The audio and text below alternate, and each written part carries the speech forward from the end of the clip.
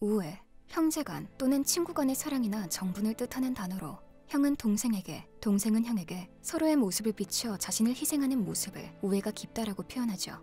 룬테라에서도 우애 깊은 초월적인 형제가 있었는데 고대 슈리마 제국부터 시작된 이야기가 있습니다. 레넥톤은 유년 시절부터 겁이라곤 눈꼽만큼도 없었고 나이 많은 형들과도 자주 싸움을 벌였습니다. 그 어떤 모욕도 그냥 넘어가지 못하는 지기 싫어하는 자존심 덕분이었지요. 형 나서스는 영 못마땅한 기색이었지만 레넥톤은 싸움을 즐겼습니다. 나서스가 명문학교에 입학하여 집을 떠나자 레넥톤의 폭력 행위는 더욱 심각해졌죠. 나서스는 동생의 폭력성이 감옥살이나 죽음으로 이어질 것을 걱정하여 동생이 슈리마군에 입대할 수 있도록 도와주었습니다. 레넥톤은 군인이 되기엔 아직 너무 어린 나이였지만 나서스의 영향력 덕분에 문제가 생기지는 않았죠. 군대에서의 훈련은 레넥톤에겐 축복이었습니다. 그는 제국의 영토 확장을 위해 몇 번이고 싸웠고 여전히 거칠고 사나웠지만 신의와 용맹함으로 유명해졌죠. 이름 높은 장군이자 전술가가 된 형 나서스는 수많은 대전투의 전략을 세웠고 앞에서 승리를 쟁취한 것은 늘 레넥톤이었습니다. 그중 한 전쟁에서 레넥톤과 몇 안 되는 병사들은 백성들을 대피시킬 시간을 벌기 위해 남쪽으로 이어지는 오지의 험난한 길에서 10배나 많은 적군과 대치했는데 승리는커녕 아무도 레넥톤이 살아 돌아오리라 생각지 못했던 전투였죠. 하지만 레넥톤은 나서스가 이끄는 지원 병력이 도착할 때까지 버텼고 침략군을 전멸시키는 대승리를 이끌어냈죠.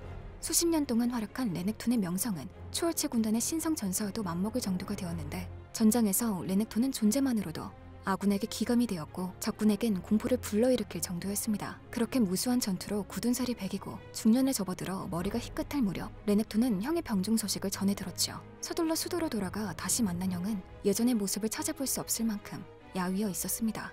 불치의 병환이었죠. 그러나 나서스의 위대한 업적은 나라에서도 그의 죽음을 바라지 않을 정도였는데 나서스는 군사적 수완도 뛰어났지만 제국의 대도서관을 관리하며 여러 고전 문학 작품을 편찬하거나 번역하기도 했습니다. 그런 일을 허무하게 보낼 수는 없었고 결국 나서스는 초월의식을 치를 자격을 인정받게 되었죠. 초월의식을 보기 위해 도시 전체가 한자리에 모였지만 나서스는 재단으로 올라가 태양 원판 앞에 설 힘도 없었습니다.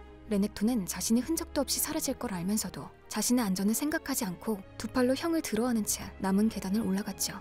그는 슈리마의 나서스가 필요하다는 사실을 잘 알고 있었습니다. 하지만 레넥톤은 파괴되지 않았습니다. 태양 원판의 눈부신 빛 속으로 두 형제가 모두 떠올라 다시 태어나기 시작했고 빛이 가셨을 때 군중의 눈앞에는 장대한 두 신성 전사가 서 있었습니다. 나서스는 단단한 몸의 개 형상의 머리를 하고 있었고 레넥톤은 거대한 악어의 모습을 하고 있었죠. 나서스의 형상인 개의 종은 자칼이라는 종으로 가장 영리하고 총명한 짐승으로 널리 알려져 있었고 레넥톤의 형상인 악어는 대담한 공격 방식으로 전투하는 레넥톤에게 완벽하게 들어맞았습니다. 훌륭한 영웅이었던 레넥톤은 필멸자로선 상상도 못할 새로운 힘까지 갖추게 되었습니다. 레넥톤의 지휘 아래 슈리마군은 수많은 유혈 전쟁에서 승리를 거뒀고 단 한 번이라도 상대에게 자비를 베풀거나 상대로부터 자비를 바라는 법이 없었죠. 레넥톤의 전설은 제국의 국경을 넘어 널리 퍼져나갔고 적군들은 그를 사막의 도살자라 칭했는데 레넥톤이 듣기에도 싫지 않은 별명이었습니다.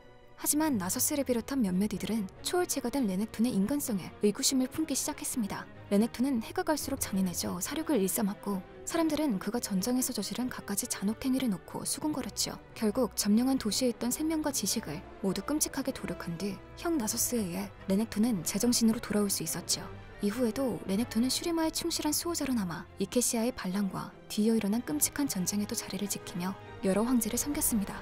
시간이 흘러 젊은 황제 아지르는 초월체 군단에 들어가 슈리마의 백성에 어울리는 불멸의 통치자가 되겠다는 의지를 밝혔지만 아지르의 벗이자 형제보다 끈끈했던 제라스의 배신으로 참혹한 결과를 맞이하게 됩니다. 그 일이 일어났을 때 레넥톤과 나서스는 수도에서 하루 이상 떨어진 곳에 있었습니다. 제라스의 지시였죠. 형제가 도착했을 때 슈리마의 찬란한 수도는 이미 폐허가 되어 있었고 대학살의 중심에서 두 형제는 황제를 기만하고 사악한 에너지의 소용돌이가 된 마법사 제라스를 발견했습니다. 형제는 치열하게 싸웠습니다. 그러나 제라스를 파멸시킬 수 없다는 사실을 깨닫고 레넥톤은 도시 밑에 있는 황제의 능 속으로 그를 끌고 간 뒤 형에게 고분을 봉인해달라고 외쳤죠. 다른 묘안이 없음을 알고 나서스는 마지못해 동생의 뜻을 따랐습니다. 어두운 봉인 속에서 제라스와 레넥톤은 싸움을 이어나갔습니다. 빛 한 점 들지 않는 깊숙한 곳에서 소리를 노리며 무수한 세월이 흐르는 동안 바깥 세상에서는 슈리마의 거대 문명이 모래먼지가 되어 흩어졌죠. 제라스는 사악한 거짓말을 속삭여 레넥톤을 도발했는데 제라스의 독사 같은 속삭임은 서서히 레넥톤의 영혼을 잠식해 나가기 시작했고 이내 동생 레넥톤의 성공을 시기하던 나서스가 기회가 오자 혼자 불멸의 생을 누리려고 그를 제거한 것이라며 레넥톤을 세뇌시키는데 성공했죠. 마침내 레넥톤의 정신에 금이 가기 시작했고 제라스는 그 틈을 놓치지 않고 점점 더 그의 정신을 부쉈습니다. 레넥톤은 어디까지가 현실이고 어디부터가 상상인지 분간하지 못하는 지경이 되었죠. 오랜 시간이 지나 탐욕스러운 필멸자들 중 카시오페라는 녹서스의 명문가 딸이 용병 11위를 고용해서 고대 슈리마 무덤들을 도굴했는데 이때 황제의 능을 열어버렸고 봉인이 풀린 레넥톤은 분노로 포효하며 형의 냄새를 찾아 사막 위로 달려나갔죠.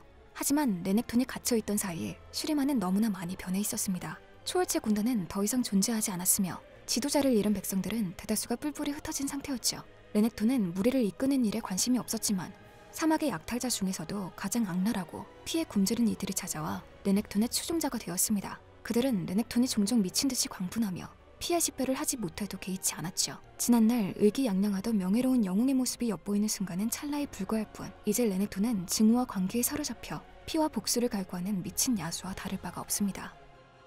다음은 너다, 나서스.